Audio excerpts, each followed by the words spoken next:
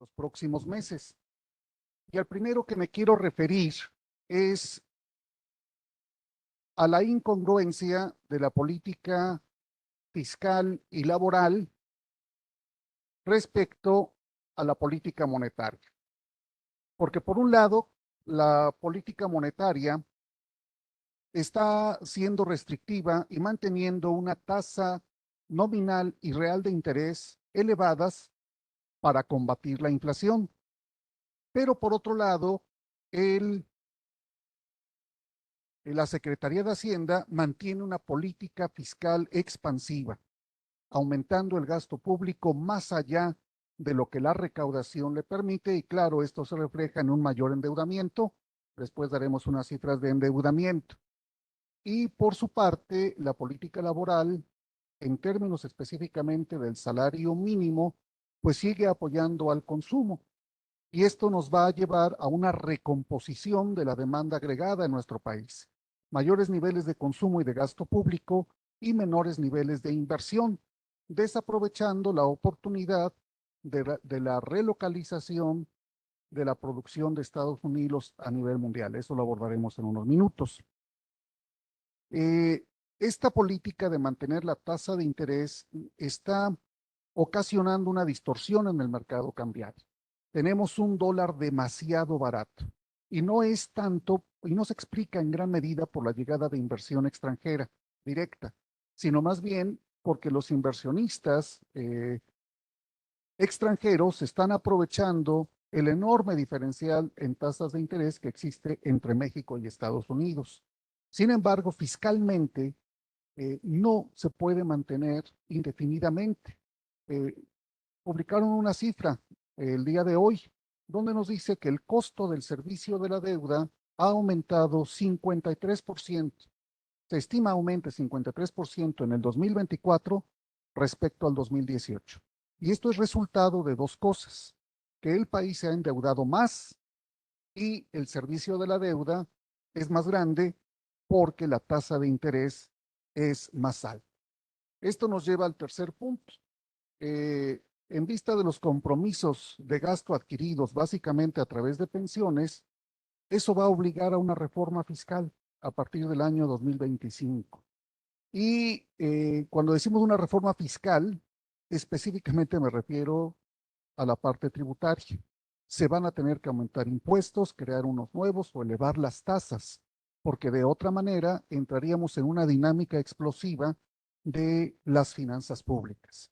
Y el problema de las reformas tributarias es que finalmente, al menos en el corto plazo, generan un efecto recesivo. Y en conjunto, eh, estos tres problemas que están a la vista pues se combinan con el desaprovechamiento de una oportunidad que muy rara vez ocurre. ¿Por qué? Porque Estados Unidos, en su distanciamiento de China, le está pidiendo a todas sus empresas que reubiquen sus plantas, que acerquen la producción hacia territorio estadounidense.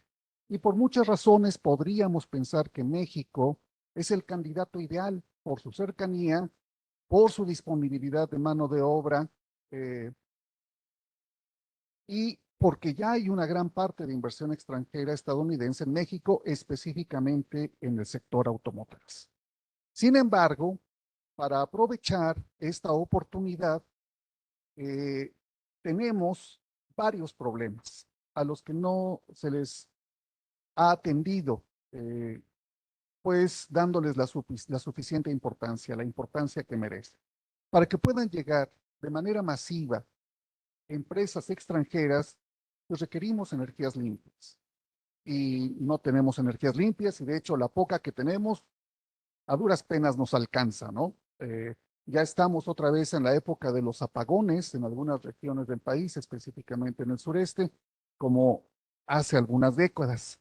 Segundo lugar, lo que es más atractivo para las empresas extranjeras es ubicarse en el norte del país, pero ahí por las condiciones desérticas de la mayor parte de ese territorio, pues no hay agua.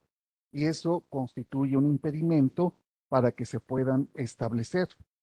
Tercero, existen problemas sobre violaciones a las reglas del Tratado de Libre Comercio entre México, Estados Unidos y Canadá, el TEMEC, que por alguna razón no las han llevado a paneles, pero eso, independientemente los lleven y lo que nos llegara a costar en términos de aranceles a nuestras exportaciones, que básicamente serían sobre la industria automotriz, pues está mandando muy mala señal a la inversión, en el sentido de que en cualquier momento el gobierno puede no respetar lo firmado entre varios países.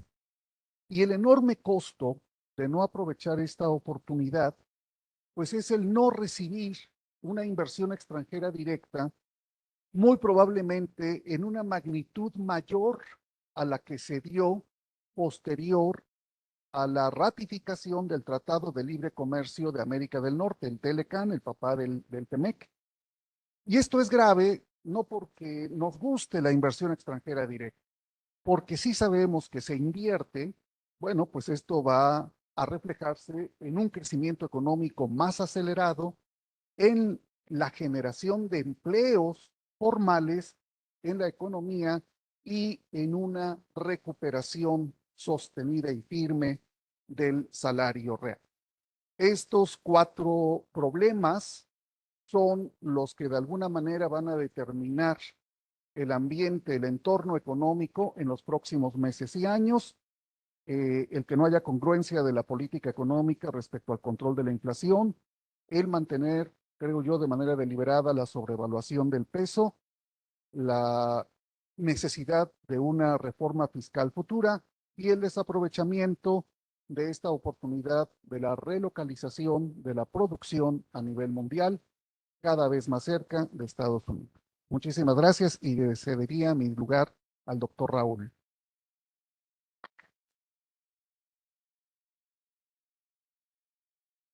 Muchas gracias, doctor Adrián, por su colaboración.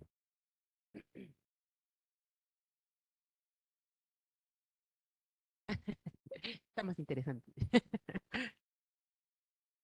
Muchas gracias. Si me permiten, ahora le voy a dar la palabra al maestro David Adrián Martínez Cruz. Perdón. Él es egresado de la licenciatura en Derecho de la Benemérita Universidad Autónoma de Puebla, egresado de la especialidad en Derecho de Amparo y Procesal Constitucional en la Universidad Iberoamericana en el Estado de Puebla, egresado de la maestría en Derecho con terminal en Ciencias Penales por esta honorable institución y egresado de la maestría en Derecho Público de la Universidad Iberoamericana del Estado de Puebla.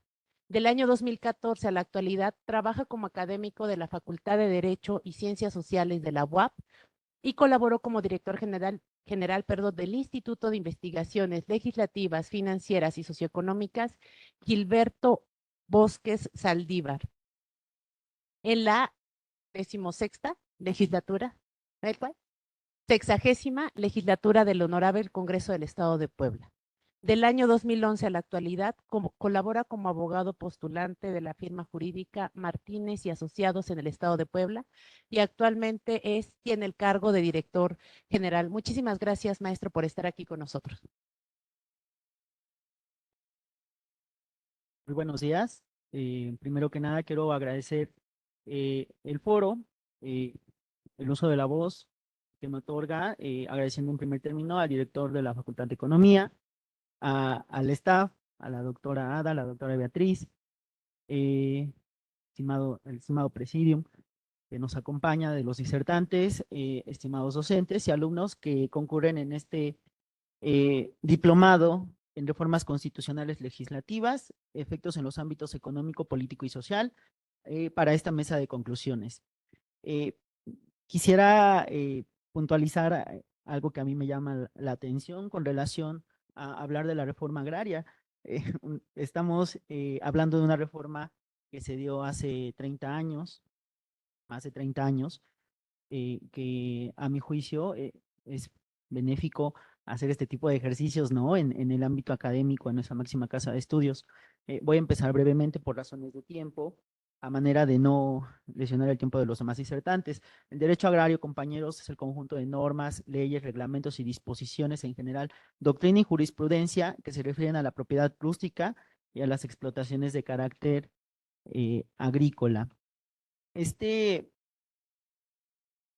Nos vamos a enfocar al derecho agrario mexicano consagrado en el artículo 27 de la Constitución Política de los Estados Unidos Mexicanos y su establecimiento en 1917 como una innovación, estableciendo la primera constitución social, innovación a nivel mundial, con la adhesión de derechos sociales, tales como el artículo 3º, el artículo 27 y el artículo 123 constitucional. Por favor, la siguiente diapositiva. Las siguientes 2 diapositivas, por favor. Hola, gracias. Hablamos de un idílico, ¿no? Que se tenía el constituyente de aquel entonces, por el que determinaba, ¿no? Que a todos los hombres de buena voluntad y darles un pedazo de tierra es un ideal, ¿no? El precepto es que todo mexicano que desease dedicarse a la agricultura tiene derecho a que el gobierno le proporcione la tierra que necesite, que es lo que en teoría conocemos hoy como la propiedad y sociedad rural, ¿no? Que es lo que se constituye actualmente como ejidos y comunidades, ¿no? Esa propiedad social. El siguiente, por favor.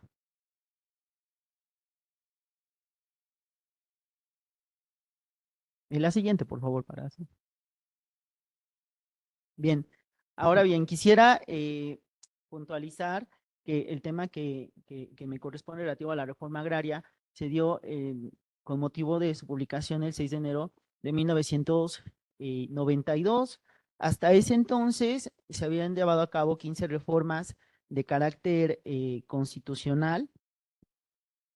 En general, a la actualidad, hasta el mes de junio del año 2023, se han llevado 20 reformas constitucionales al artículo 27. En el actual sexenio, de 61 reformas, ninguna reforma al artículo 27, que es el origen del derecho agrario, con el expresidente Enrique Peña Nieto. De 155 reformas constitucionales, se llevaron a cabo 3 reformas al artículo 27, entre ellas, que trastoca el artículo 27, la reforma energética, con el expresidente Felipe de Jesús Calderón Hinojosa, relativo a 110 reformas constitucionales, una reforma al artículo 27 constitucional, y con el licenciado Ernesto Zedillo Ponce de León, de 78 reformas constitucionales, ninguna reforma al artículo 27 constitucional. Es decir, que la última gran reforma estructural al derecho agrario mexicano, como lo conocemos hoy en día, se dio en el sexenio de Carlos Salinas de Gortari, con lo que denominamos, o con lo que varios autores denominan, que es la cuestión agraria, ¿no? Las siguientes 3 diapositivas, por favor.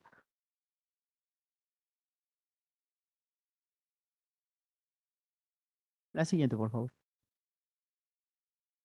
Bueno, me gustaría destacar que lo relativo a la cuestión agraria, ¿no? Tomaba en consideración el establecimiento de una serie de reformas estructurales en beneficio al campo. Era el ideal que se tenía en ese momento. Se tomaban en consideración, bueno, evidentemente también la creación de una ley, que es la ley agraria, que es la que rige el derecho agrario con relación a su parte sustantiva y con relación al procedimiento, ¿no? Que es lo que conocemos como el juicio agrario.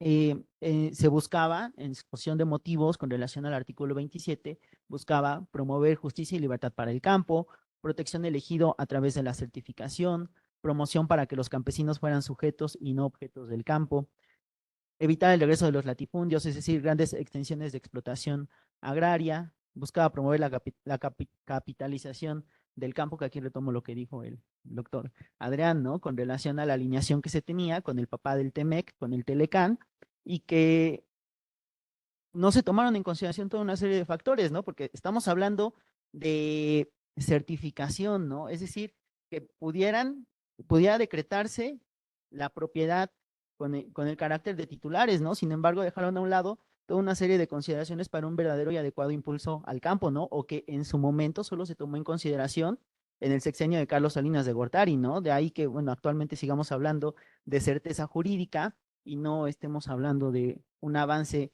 contundente con relación a la explotación del campo, ¿no? se pretendía buscar rapidez jurídica para resolver rezagos agrarios, el otorgamiento de seguros al ejidatario por parte del gobierno federal para subsidiar el costo de producción, la creación del Fondo Nacional para Empresas de Solidaridad, buscaba resolver la cartera vencida de campesinos con ban rural y aumento de financiamiento al campo y otorgar recursos presupuestales crecientes al campo. Por favor, si pudieran avanzar un poco la presentación. Como 5 diapositivas, por favor. La que sigue, por favor. Sí, la que sigue. Aquí es. Estamos ya actualmente, así es como quedó, ¿no? Lo relativo al fundamento jurídico del derecho agrario, ¿no? Se determina en el párrafo primero, segundo, tercero y 10º de la Constitución. Específicamente me quiero centrar en el párrafo 10º, si me apoyan con las siguientes diapositivas, por favor. Con relación al reconocimiento de personalidad jurídica por cuanto hace a la propiedad social, que son los ejidos y las comunidades, y asimismo con relación a la justicia agraria, ¿no? Con relación a la fracción 19 del artículo 27 constitucional.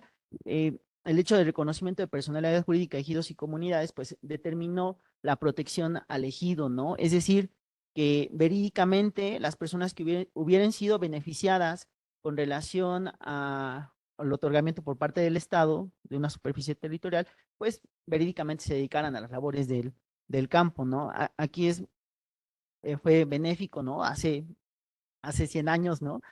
Actualmente, pues nadie se ve beneficiado, ¿no? Con relación a que voy a dedicarme a la actividad agropecuaria, pero me van a dar una porción territorial, ¿no? Imagínense, pues eso sería benéfico en la actualidad para muchísimas personas, ¿no? Y sin embargo, también la protección es porque se buscaba con la reforma agraria en 1992 que precisamente los sujetos agrarios dejaran de ser objetos y se convirtieran en sujetos del campo, ¿no? No ha sido el caso, se estableció una protección de más a aquellos sujetos agrarios para que se dedicaran a la actividad agropecuaria y pues bueno, actualmente por desconocimiento con relación a la materia, pues hay muchísimas personas que se encuentran con falta de certeza jurídica, ¿no? Es algo que vemos mucho en aquellos sitios que son conurbados a las grandes ciudades y que pues son ejido, ¿no? Aquí en Puebla tenemos muchos casos, ¿no? Que son ejido, pero ya son ciudades, ¿no? Establecidas y que no tienen necesariamente esa certeza jurídica entregada, ¿no? Y de la que se está hablando desde hace 100 años, ¿no? El otro punto a destacar es lo relativo a la justicia agraria con relación a la impartición y procuración de justicia, porque la reforma planteaba la desaparición de lo que se conoce como la Secretaría de la Reforma Agraria, actualmente la Secretaría de Desarrollo Agrario, Territorial y Urbano, y la cual concentraba los procesos jurisdiccionales y que actualmente recae en lo que conocemos como los tribunales agrarios y la Procuraduría Agraria, ¿no? Que es relativo a la impartición y procuración de justicia. Por otra parte, bueno, el reconocimiento de personalidad jurídica con relación a los ejidos y comunidades. El ejido, compañeros, tal vez sea una palabra que han escuchado vagamente, ¿no? Pero existe, son extensiones territoriales con el carácter prácticamente de poblaciones y que en teoría deberían dedicarse a la actividad agropecuaria, ¿no? Es un sistema de protección que se determinó para llevar a cabo una actividad primaria como lo es la agricultura y que, bueno, se rige bajo sus propias reglas, tienen una gran porción territorial otorgada por el Estado y todos aquellos que son beneficiados son reconocidos con el carácter de ejidatarios, ¿no?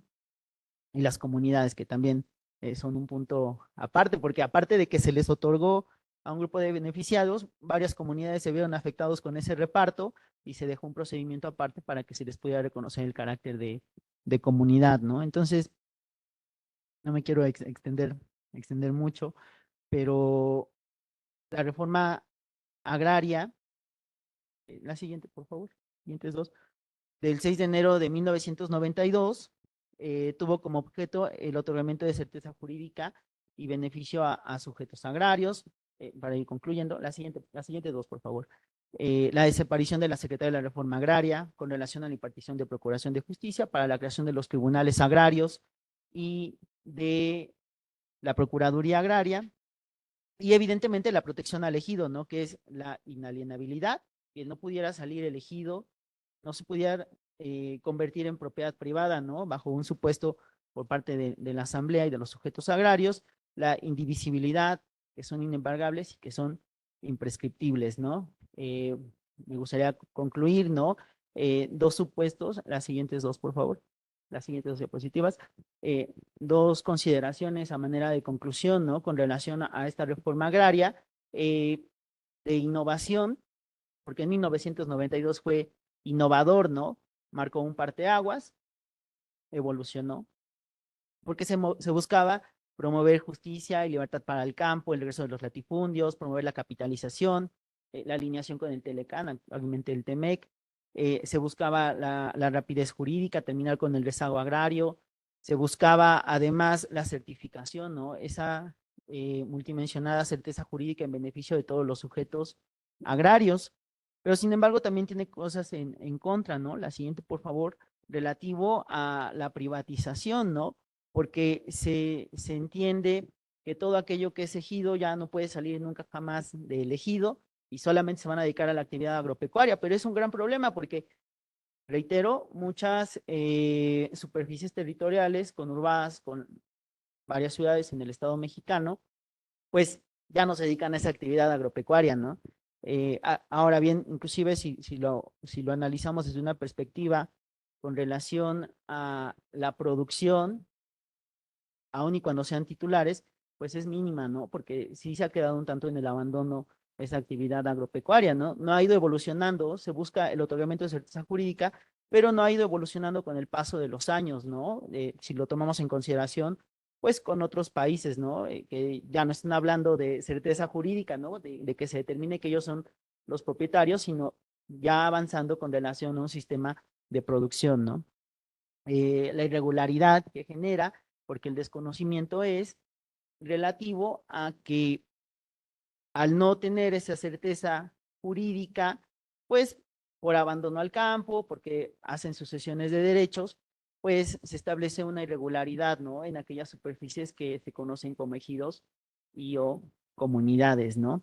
La reforma agraria, pues tiene esas magnitudes en ese momento en 1992. Ya no hablamos no es tanto de la carrera en economía, ¿no? Pues en la carrera de derecho con relación a un procedimiento jurisdiccional, ¿no? Porque los juicios agrarios se quedaron pues en la antigüedad, ¿no? Actualmente con una sala de oralidad, ¿no? Que es audiovisual y que ya tiene todas esas herramientas y métodos tecnológicos, pues no se cuentan con ellos, ¿no? Estamos hablando de una reforma de 1992, probablemente una mira a una nueva reforma constitucional, pues conlleve al hecho de precisamente dejar a un lado ya la certeza jurídica, porque en teoría es de lo que se estaba hablando, establecer una serie de parámetros para verídicamente darle un impulso al campo y pues el cambio de infraestructura, ¿no? Con relación a las autoridades jurisdiccionales y no jurisdiccionales. Me gustaría concluir con eso. Agradezco mucho a todos su presencia y muchas gracias.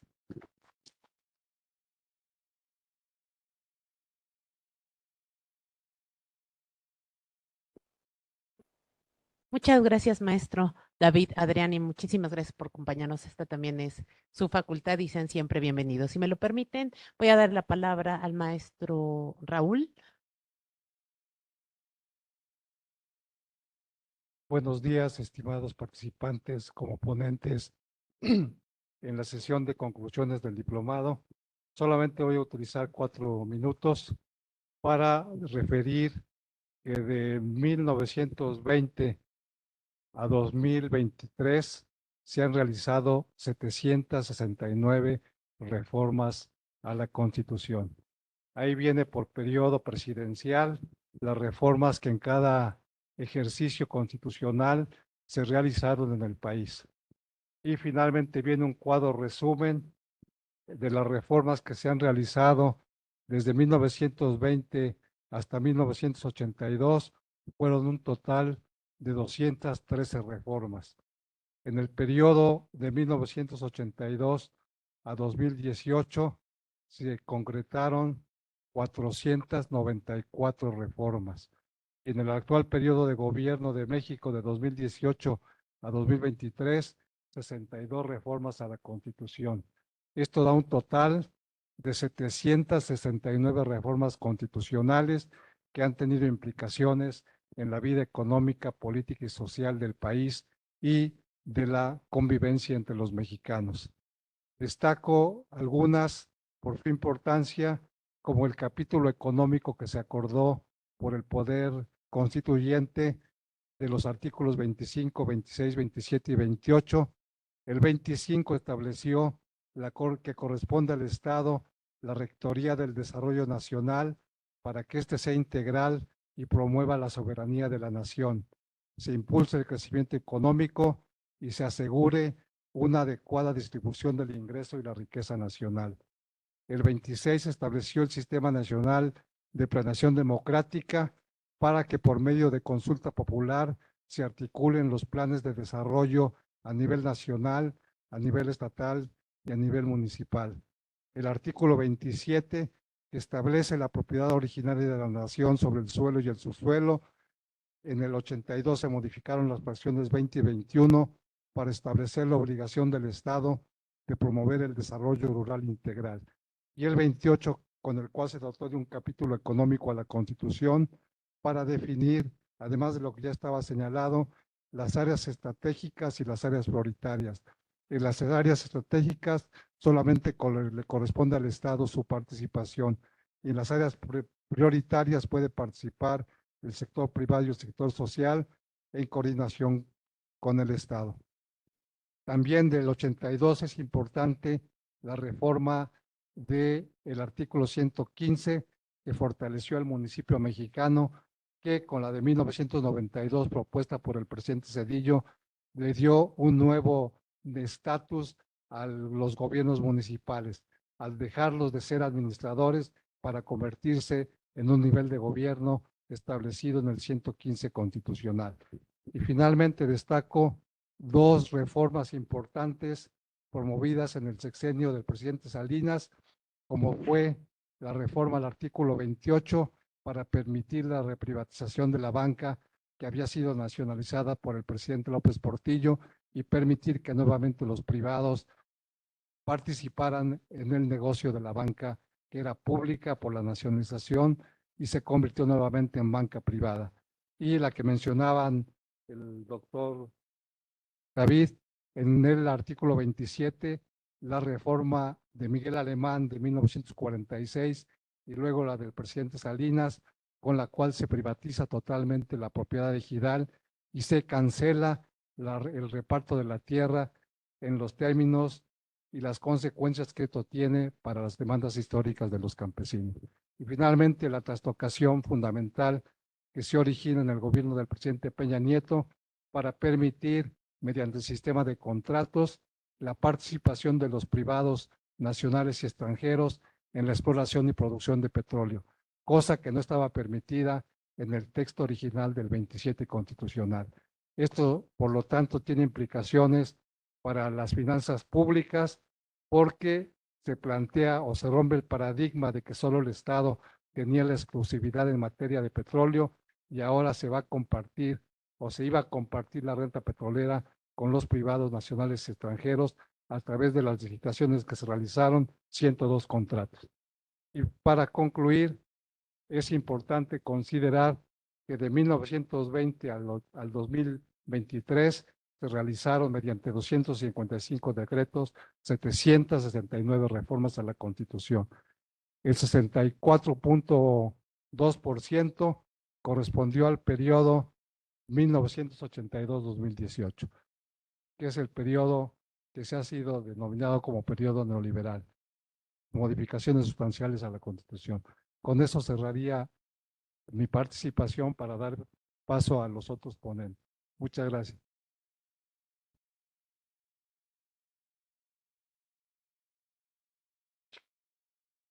Muchas gracias. Bueno, como parte de las conclusiones, tenemos dos alumnos del doctorado en Economía Política del Desarrollo que están inscritos como participantes en este diplomado y el comité tuvo a bien para invitarlos a ser parte de las conclusiones. Si me permiten presentárselos en estricto orden, em, ¿cómo se dice?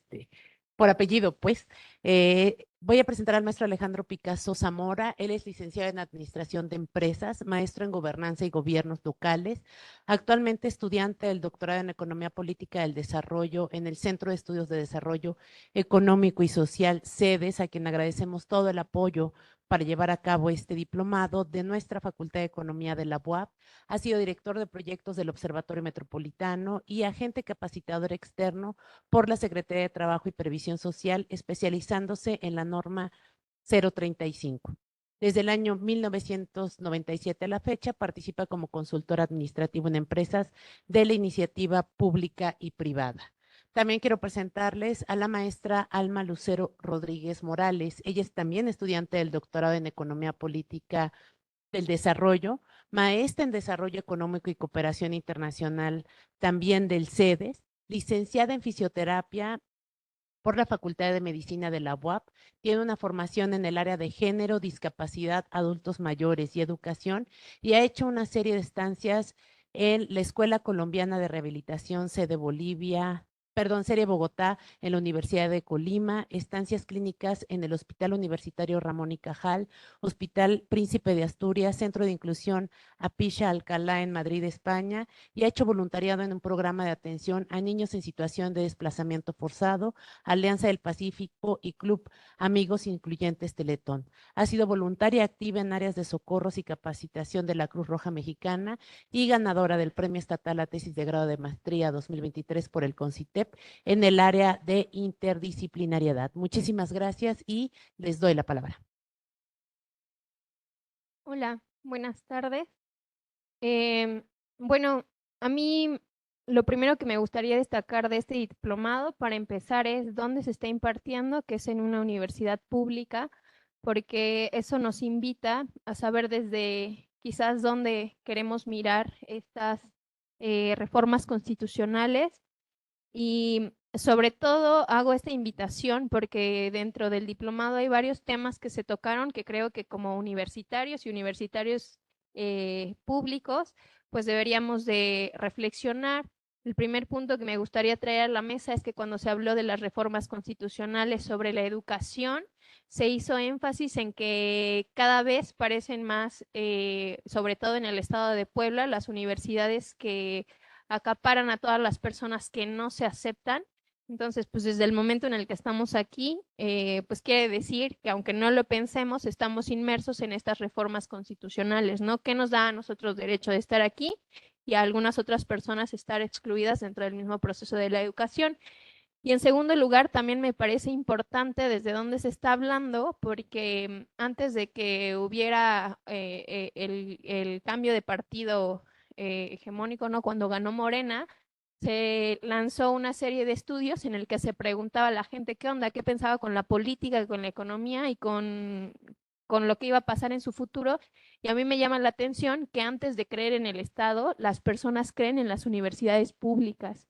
Y si se lanza un proyecto, es más confiable que lo lideren las universidades. Entonces, eso también nos hace pensar que la sociedad en general tiene una buena imagen de lo que se puede construir desde aquí. En segundo lugar, pues creo que como pudieron escuchar, yo no vengo de un área estrictamente económica, sin embargo, cuando tuve la oportunidad de conocer las carencias de nuestro sistema de salud, no solo aquí, sino en América Latina, pues uno se da cuenta que mucho tiene que ver con las reformas que se puedan hacer en la Constitución. Y a mí algo que me llama muchísimo la atención es que pareciera que el presupuesto es lo más importante cuando mucho tiene que ver la redistribución y hacia dónde se enfocan las políticas que se hacen, ¿no? Entonces, más allá del número, podemos dar a lo siguiente, más allá del número de reformas que se pudieron dar en estos periodos, especialmente en el de Peña Nieto y en el de Andrés Manuel, me gustaría hacer énfasis, número uno, y creo que en todas las mesas hubo algún representante de derecho, que tenemos que tener en cuenta que por muy buenas ideas que tengamos para aportar a la redistribución de ingresos, es bien importante conocer lo que se puede y lo que no se puede hacer bajo el marco legal, porque muchas de las reformas que se están haciendo, como mencionó el doctor Raúl, tienen que ver con la protección de la propiedad privada y con las concesiones que se les dan a los extranjeros para la explotación de recursos o incluso para la administración de la banca, que en una sesión específica pues vimos que eso es importante para nosotros, especialmente los jóvenes. Si ustedes salen en cualquiera de los Oxxos cuando son las inscripciones, les ofrecen una tarjeta que es la SPIN del Oxxo, ¿no?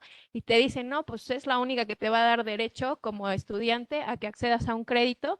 Y hablábamos, incluso hubo por ahí algunas risas de qué onda con esta generación que a la anterior le prestaban para una casa, luego para un coche, a nosotros nomás para nuestra estufita y nuestro refrigerador.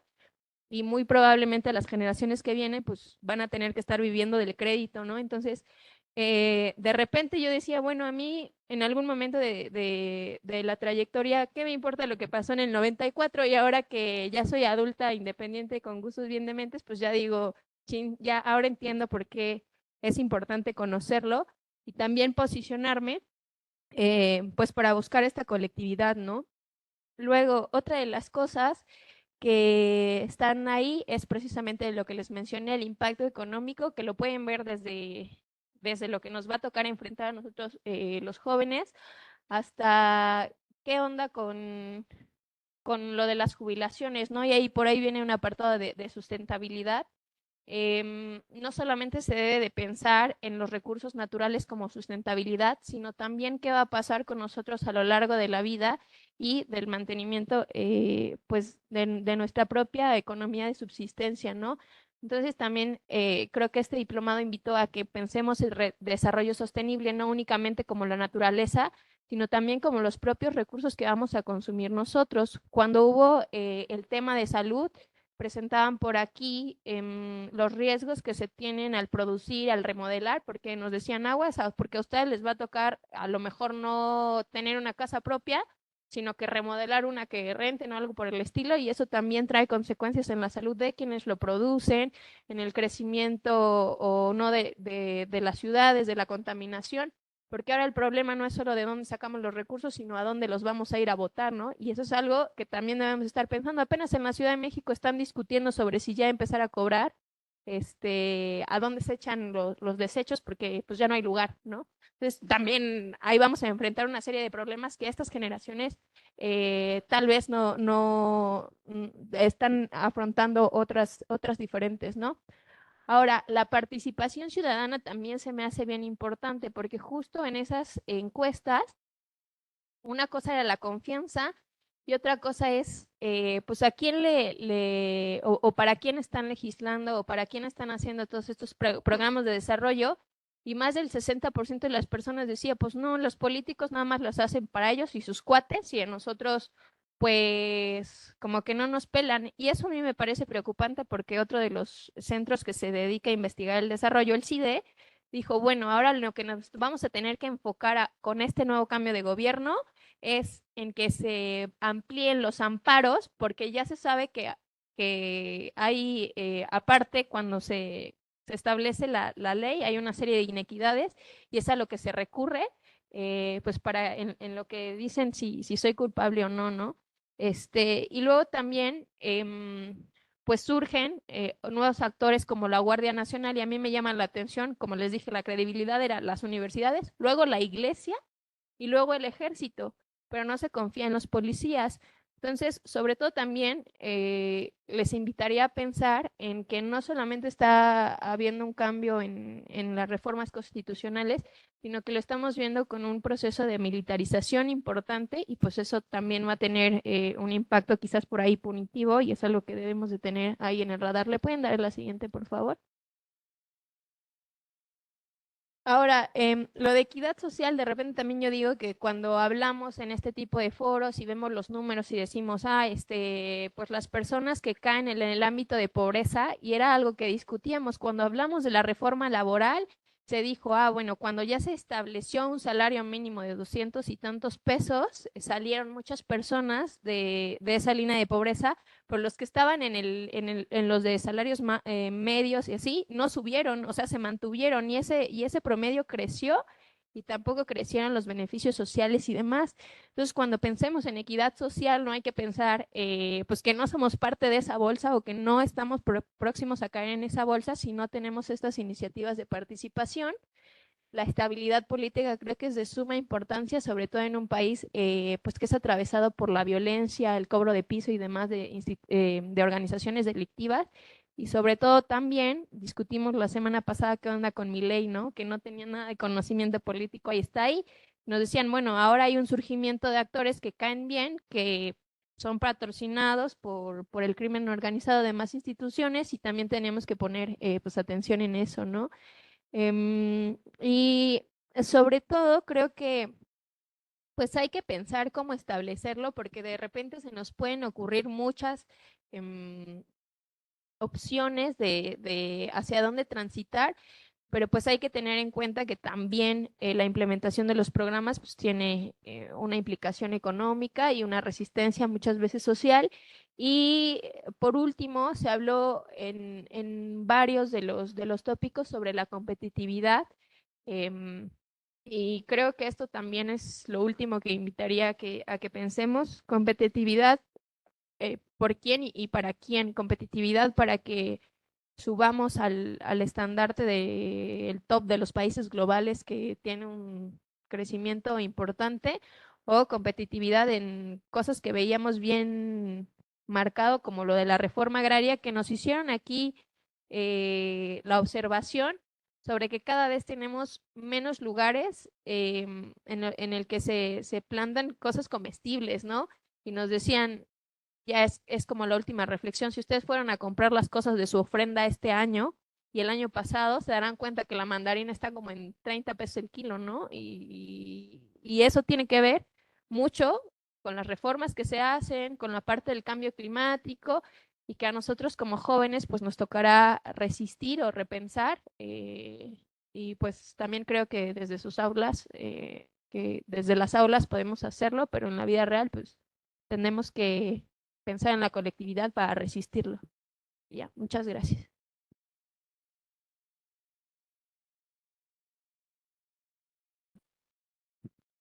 Bueno, buenas tardes a todos. Quiero agradecer especialmente al comité organizador que nos hizo llegar esta invitación a esta charla de conclusiones. Y la verdad es que también felicitarlos porque pocos son los espacios en los cuales los estudiantes podemos absorber este tipo de información de carácter tan delicado, ¿no? Como son las reformas legislativas. A mí me gustaría compartirles de entrada un comentario que creo que les va a ayudar muchísimo en un futuro, ¿no? A través de mi experiencia profesional, me he dado cuenta que cualquier proyecto, cualquier actividad que desee yo iniciar, emprender en la vida en general, es muy importante que el primer paso a seguir sea el ver qué es lo que refiere toda la normativa referente a esa actividad. Es decir, si quieren abrir un negocio, si quieren poner una escuela, si quieren cambiarse de casa, si van a rentar un departamento, lo primero que les recomiendo, y créanmelo, les va a ayudar mucho, les va a facilitar cualquier actividad, es chequen todo lo que tenga que ver con la normativa. ¿Sí? Hay reglamentos en los departamentos que muchas veces rentamos, ¿no? Que no aceptan mascotas y eso debe de estar establecido desde un principio. Si ustedes verifican con anticipación todo lo que refiere a la norma establecida con base a la actividad que van a realizar, les va a ahorrar muchísimas problemáticas, ¿no? Ese es un comentario que quise hacer de inicio, porque si alguien se hubiera tomado el tiempo de darme este consejo hace 20 años, me hubiera ahorrado muchísimo tiempo y dinero, ¿no? Entonces creo que es válido. La otra la otra cuestión que quería yo compartirles es, efectivamente, como lo menciona mi compañera, a mí una de las reflexiones más importantes que me deja este diplomado es qué sería de nuestra actualidad, qué sería de nuestra sociedad si no existieran reformas constitucionales. Es decir, muy acertadamente el doctor nos hizo un resumen de cuántas reformas se han ejecutado desde 1920 a la fecha. Y la verdad es que son muchos años para tan pocas reformas. Si lo trasladamos a cómo ha sido el cambio en los últimos 20 años de nuestra sociedad, ¿no? Son cambios muy rápidos, que las reformas no han sido, no han ido de la mano con estos cambios que estamos viviendo como sociedad. Entonces, sí, esa reflexión nos las tenemos que llevar. ¿Qué pasaría si no existiera? ¿Qué puedo yo hacer para que estas reformas constitucionales sean con mayor apego a la actualidad y con mayor velocidad a estos cambios que estamos teniendo como sociedad, ¿no? Y bueno, a través de estas reflexiones, este diplomado sí creo que ha sido una muy agradable travesía académica, la cual pues, nos ha permitido comprender los cambios que han surgido en estos últimos tiempos, ¿no? Siguiente, por favor. Y bueno, yo me permití rescatar algunos elementos claves, ¿no? Como la consolidación, perdón, de reformas transformadoras. Esto refiere únicamente a toda reforma constitucional lleva un periodo de tiempo, ¿no? En varias sesiones nos han explicado cuál es el proceso que debe de seguir una reforma, desde la iniciativa por parte de nuestros representantes hasta la aprobación por las diferentes cámaras y, bueno, la publicación en el diario oficial. Pero sí no dejemos de tener en cuenta que toda consolidación, todo cambio requiere un periodo de tiempo. Lo mencionó mi compañera, en la actualidad estamos acostumbrados a que los cambios son a corto plazo, nunca es a largo plazo, ¿no? No tenemos el tiempo para esperar, ¿no? Entonces sí creo que debemos de tener en cuenta que toda consolidación de cualquier reforma va a llevar un periodo de tiempo, ¿no? Y esto pues me lleva a la segunda reflexión. Ninguna reforma va a ser efectiva si no existe una continuidad, si no hay una adaptación a los cambios que tenemos como sociedad, a los cambios de vida. Por ponerles un ejemplo, la doctora Beatriz me mencionó dentro de mi currículum que yo soy un especialista en la norma 035. ¿Alguien ha escuchado hablar de esta norma? Y fíjense, esta norma nace en el 2016. La investigación, y para que fuera publicada en el Diario Oficial de la Federación tuvieron que transcurrir 2 años, al 2018. Y lo más interesante de esto es que la norma textual se llama Factores de Riesgo Psicosociales en el área de trabajo. Y es un tema que no es del 2016, es un tema que, vamos, yo me atrevo a pensar que cuando inicié laboralmente mi vida, ya existía, ¿no? Ya existían las malas condiciones de trabajo, ya existía la presión laboral, ya teníamos un entorno laboral deplorable en el cual, pues, vamos, lo vivimos muchas veces hasta en la academia, ¿no? No tenemos las condiciones ni las herramientas necesarias para ejecutar nuestro trabajo.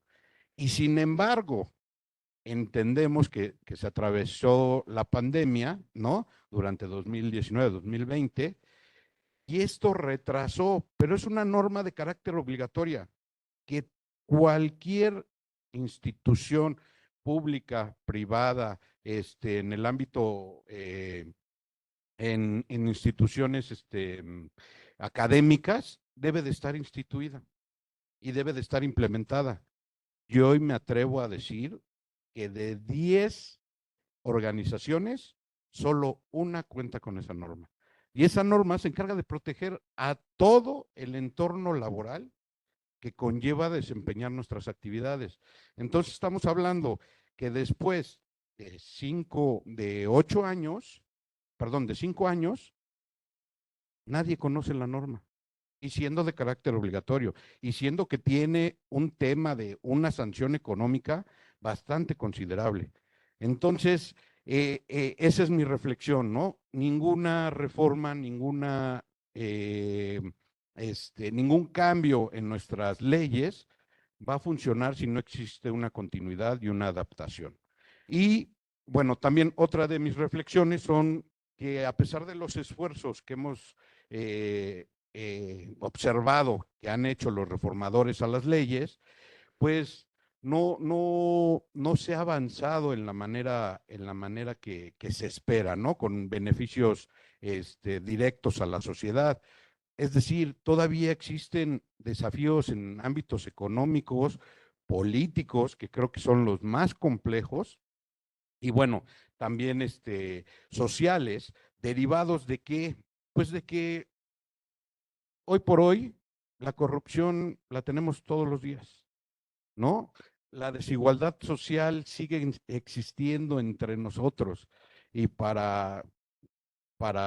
no quiero ser alarmista, ¿no? Pero los dichosos juniors que están ahorita en redes sociales, ¿no? En menos de un mes ha habido temas de agresión física que yo apostaba que iban a desaparecer con la pandemia. Dije, bendito Dios, vamos a ser más humanos, pero pues resulta que no, ¿no? Parece que nos sacaron el león que todos llevamos dentro, pero hay una desigualdad social que por ver a un trabajador en una caseta, ya me da el derecho de poder agredirlo, poder golpearlo, y bueno, las consecuencias ya las conocemos en el anterior acontecimiento, que fue, me presento, ¿no?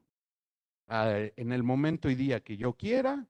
¿Por qué? Porque papá y mamá me respaldan, porque la sociedad no ejerce tanta presión como debería de ser, y porque hay lagunas legales que todavía no se actualizan, ¿no? A tener una sanción severa que esto nos lleve a, pues ahora sí que a prevenir, no a accionar, sino a prevenir todo este tipo de desigualdades sociales, ¿no? Y bueno, el impacto económico, a mi parecer, creo que ha sido positivo, lleva consigo nuevamente el elemento del tiempo, ¿no? Que no puede ser un cambio económico que se note de la noche a la mañana. Lo hemos visto con inversiones extranjeras que han sido criticadas, ¿no? Tanto a favor como en contra, el ejemplo de Telsa en Monterrey, pero bueno, esta reforma ha permitido una apertura más global a la inversión extranjera en nuestro país. Y por último, para ir cerrando, mi compañera Alma habló mucho de la participación ciudadana y a mí me parece que es el elemento clave por el cual podemos nosotros contribuir a que todas estas reformas se hagan efectivas y a que sigan existiendo. Porque si no hay participación ciudadana desde el ámbito que ustedes mejor conozcan o del ámbito que ustedes mejor, más bien puedan, nos animemos a participar. Es la única llave que yo encuentro, que solo a través de una participación ciudadana y de una presión a nuestros representantes políticos y tomadores de decisiones, podemos hacer algún cambio en nuestra sociedad. Y para concluir, pues me quedo con que pues este diplomado no solo nos ha dado conocimientos, nos ha brindado conocimientos teóricos, sino también nos ha dado una perspectiva crítica y reflexiva sobre el papel de las reformas legislativas en nuestro país. Muchas gracias por su atención.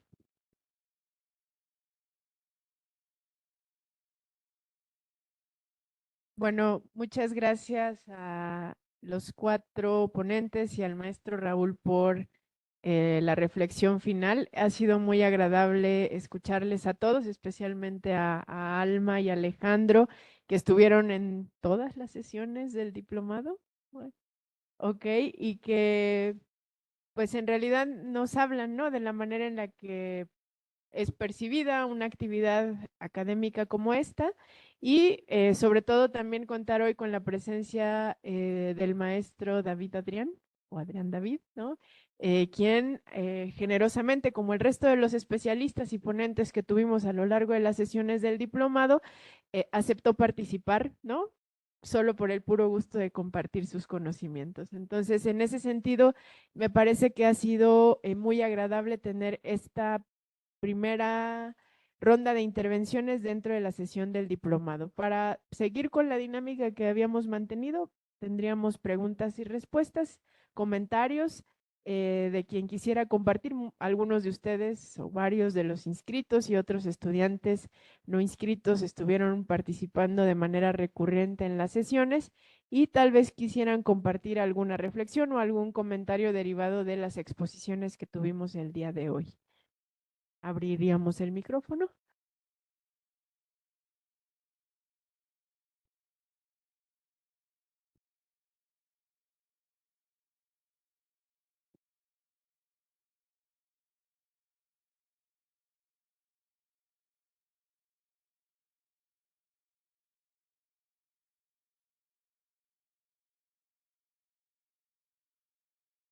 Bueno, más bien es como eh, de pronto no se menciona todo lo que pasa detrás de estos espacios. Un poco lo comentaba al principio en este diplomado de reformas constitucionales y legislativas, en donde se hizo un esfuerzo por traer especialistas en el ámbito económico y político y social. Se hablaron de la reforma energética, de la reforma educativa, de la reforma agraria, de la reforma hacendaria, del desarrollo sustentable, de la reforma laboral, de la reforma financiera y de la reforma electoral. Por supuesto, agradecer a la institución, a la Facultad de Economía y al área administrativa, que es la gente que de pronto no se mira, pero que forma parte de este evento.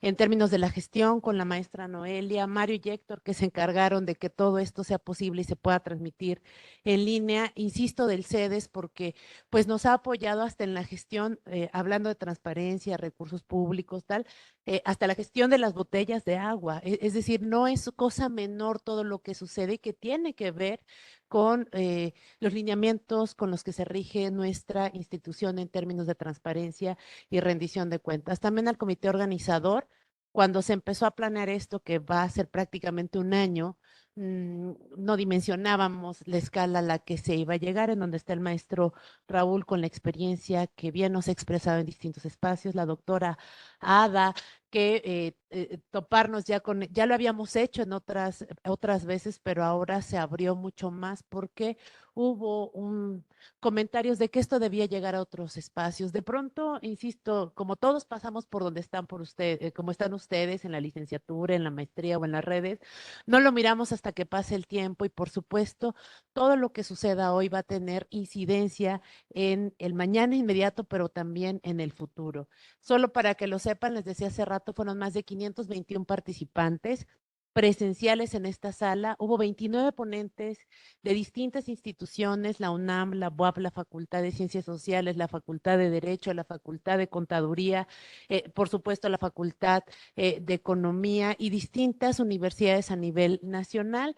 Fueron 9 mesas, hubo 23 personas inscritas formalmente alumnos de la licenciatura como Monse que se sumaron a este esfuerzo, y esto inició el 29 de agosto y hoy prácticamente damos la conclusión a este diplomado. Entonces, más que todo es una reflexión y todo va a estar disponible para ustedes porque estamos seguros que esto va a ayudarles en su futuro, en la vida personal, en la vida académica y por supuesto en la vida de la investigación. ¿Quieres comentar algo? Antes de que la doctora y el maestro Raúl, digamos, clausuren formalmente el diplomado, tal vez me gustaría comentar que la iniciativa, ¿no? Surge precisamente a la hora de ubicar cómo estas reformas o el conjunto de leyes, ¿no? Que norman la vida social, son más que eso, ¿no? O sea, son productoras de discursos, son legitimadoras de prácticas que ya vienen dándose, son también formas en las que al ser operativizadas condicionan la forma en la que reproducimos la vida cotidiana, ¿no? Van normando distintos aspectos, van generando imaginarios que no es que porque existan tienen que prevalecer o permanecer. A mí me gusta pensar en este cuadro que presentaba el maestro Raúl, ¿no? De un momento importante en el que se dieron fuertes reformas o un número importante de reformas, como que son también o al mismo tiempo expresión de la manera en la que se reproducen las relaciones sociales en un sistema o en una sociedad como la nuestra. Es decir, mis compañeros, a lo mejor más gramscianos dirían, es la correlación de fuerzas, ¿no? La manera en la que el antagonismo social, ¿no? El cuestionamiento y las exigencias y demandas sociales que entendemos hoy como participación son aquellas que permiten el planteamiento o la generación de leyes o de reformas o de cambios que se dan de manera concreta, pero también podríamos pensar que son otras y que al mismo tiempo se confrontan con dinámicas de luchas interempresariales, intercapitalistas, de élites políticas que tienen incidencia en la forma que a final de cuentas tomará la norma o tomará la ley que según sea el momento y el caso estemos analizando.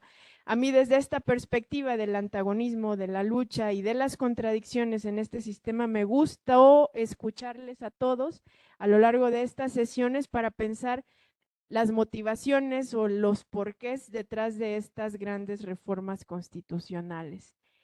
En esta perspectiva a mí me tocó también ser una escucha y en ese sentido quiero volver a agradecer, al igual que la doctora Betty, a todos los ponentes que pasaron por aquí, y en ese ser escucha y en esa búsqueda de conocer y entender mejor las cosas me coloco como alguien que nada, se lleva muchos elementos de este diplomado. Agradezco cada uno de los comentarios y agradezco a mis compañeros administrativos, a mis compañeros académicos del comité organizador, al maestro Carlos de Castilla, a la red de MUM, a los compañeros de mi cuerpo académico y a todos aquellos que aceptaron, insisto, de muy buena gana estar aquí presentes. Eso diría de mi parte. No sé si el maestro Raúl quisiera mencionar algo para concluir.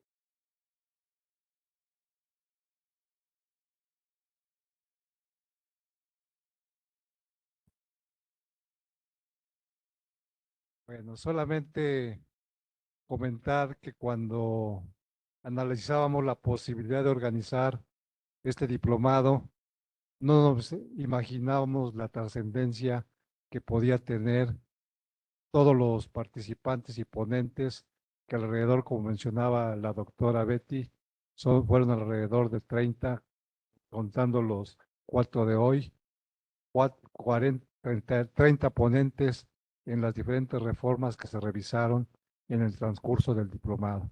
Este ejercicio nos llama a reflexionar profundamente sobre las implicaciones que tienen las reformas legislativas y sobre todo las reformas constitucionales en nuestro país.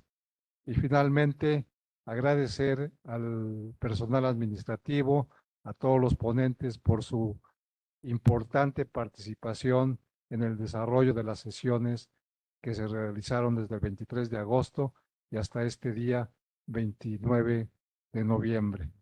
Y finalmente, recordarles que las diferentes conferencias que se efectuaron fueron grabadas y que van a estar, ya están algunas con su acceso en la página de YouTube de la Red de Estudios Municipales.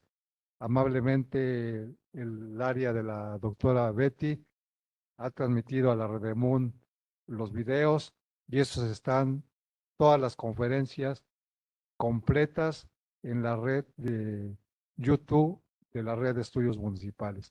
Y agradecer al personal administrativo y al director de la facultad el apoyo para este diplomado y agradecerle a los alumnos también su importante participación y a los que se inscribieron en el diplomado también, porque como se me ha mencionado, fueron alrededor de 561 participantes en las distintas 9 sesiones que hemos realizado aquí para concluir el diplomado. Pues solamente en eso y pues decirles que posiblemente hacia el futuro, le comentaba yo hace un rato a la doctora Ada, haga falta atisbar en las reformas constitucionales del actual periodo de gobierno, que algunas se mencionaron, pero que implican las 62 reformas hasta junio de 2023, la posibilidad de hacer una segunda reflexión, tal vez ya no con el carácter de diplomado, sino como se venía a decir la doctora, y explorar esa posibilidad de continuar una segunda etapa del diplomado o de un seminario para las reformas del actual periodo de gobierno. Muchas gracias a todos y todas y nos vemos en la próxima. Hasta pronto.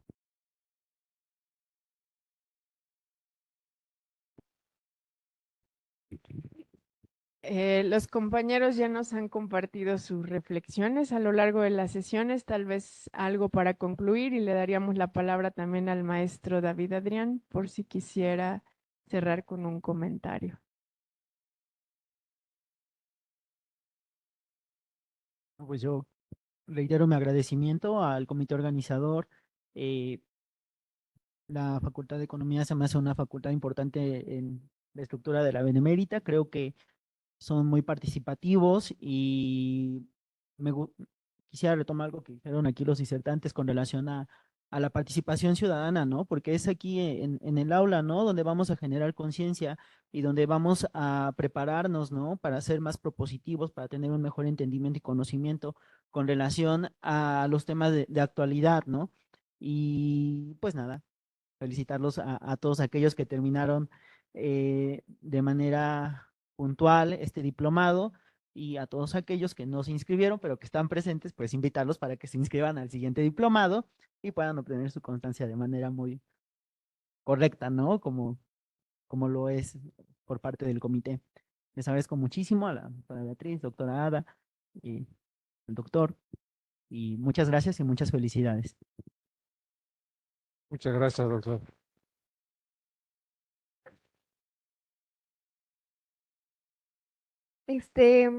Pues yo creo que lo que más me marcó del diplomado es escuchar las preguntas de ustedes que están cursando la licenciatura en economía, porque creo que muchos temas pues iban por ahí. Y como dice la doctora Ada, creo que las preguntas que se hacían respondían a la realidad que cada uno está viviendo y lo que más le interesó. Por ahí creo que los temas que más tuvieron como voces que tenían algunas dudas era parte de la reforma educativa y las reformas financieras. Y creo que era precisamente porque parece que se nos va a acabar el tiempo, porque parece que se va a acabar el mundo y lo que queremos es hacernos ricos muy rápido y con el paso del tiempo nos damos cuenta que la colectividad, que es también quien construye estas reformas, pues es a lo que terminamos abonando, ¿no? La mayoría de nosotros y nosotras. Y también creo que lo que más llamó la atención fue lo del empleo, ¿no? Porque por ahí decían que cuando se les preguntaba a los alumnos por qué entran a la universidad. No era así como que, ay, porque quiero ser el mejor economista y todo el mundo se sepa mi nombre, sino porque había este deseo de mejorar sus condiciones económicas y que eso traía implicaciones en la educación de una familia si es que pensaban tenerla, en si podíamos acceder o no a poder una casita, o como este sueño que en algún momento de la vida muchas y muchos tenemos, y luego nos damos cuenta que a lo mejor y no, y qué vamos a hacer en esos cambios, ¿no? Entonces, creo que si estuvieron presentes en alguna de las cosas, les hizo clic y los invitaría porque muy probablemente, pues, por ahí esté el lugar donde son buenos, donde somos buenos porque lo sentimos y lo vivimos. Particularmente creo que a mí me hace clic esto de la salud y de los adultos mayores, porque yo me asumo como que sí quiero llegar, pero quién sabe cómo voy a llegar, ¿no? Y eso es algo que me preocupa y que veo, que creo que a la mayoría debería de preocuparnos, pero si no, pues habría que preguntarnos qué es lo que más nos hizo clic, porque creo que eso también nos puede dar pues un sentido, ¿no? Hacia dónde me dirijo más que venir a la escuela a escuchar ideas de todos, cuál es mi idea y cuál es mi sentir.